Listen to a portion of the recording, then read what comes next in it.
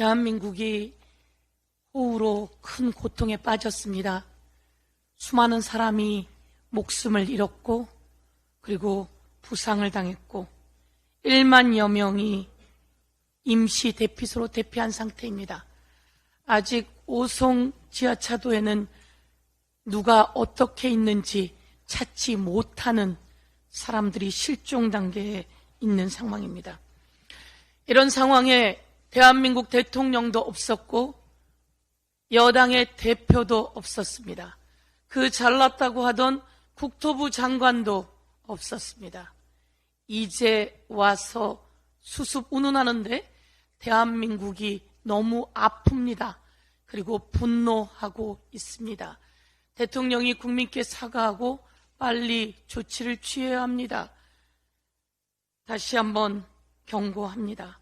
그런데 이런 상황에서 꼭 우크라이나에 갔어야 됐느냐라고 기자가 묻자 윤석열 대통령 한국 뛰어가도 상황을 못 바꾼다, 이렇게 이야기를 합니다. 이게 대통령 측에서 나올 이야기인가요?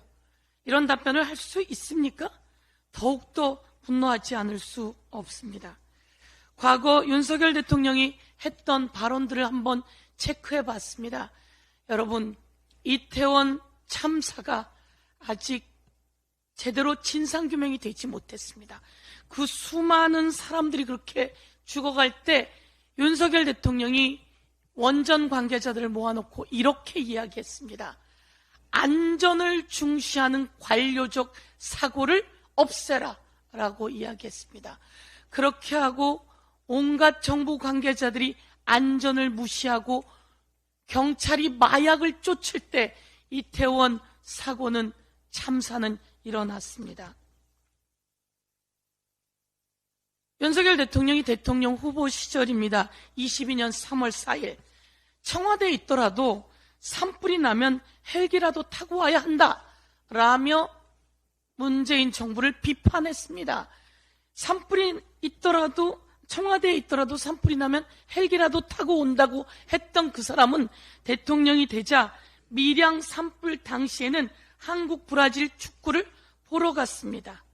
그리고 22년 8월 9일 신림동 지하방에서 물난리로 생명을 잃을 때는 그 자리에 가서 사진을 멋지게 찍어 달라는 폼을 잡듯이 폼을 잡고 어떻게 여기에서 미리 대피가 안 됐나 모르겠네 라고 하는 엉뚱한 소리를 해댔습니다. 그리고 23년 7월 13일 대한민국이 물난리로 고통을 겪을 때 대통령은 이 자리에 없었고 대통령 부인은 명품 샵을 거닐고 있었습니다. 여당 대표도 없고 이런 대통령에게 대한민국 국민이 무엇을 기대하고 있을까요? 다시 한번 지금 이 시점 미리 대비하고 준비하면 안전할 수 있습니다. 저도 지역의 중랑천 현장을 다 돌아봤습니다. 미리 하수관도 바꾸고 미리 뚝도 단단하게 쌓고 미리 펌프장도 만들어 놓고 벌써 극한 호우는 예견되어 있었습니다. 문자도 오고 있었습니다. 그럼에도 불구하고 대통령도 정부도 여당도 모두 손 놓고 있었던 것에 대해서 경고하며 이제 빠르게 수습할 수 있도록 해야 합니다. 그런데 비가 앞으로 더 많이 온다는 거 아니겠습니까? 이와 관련해서 더불어민주당도 열심히 최선을 다해서 안전에 대비하고 수습에 만전을 기하도록 하겠습니다. 이상입니다.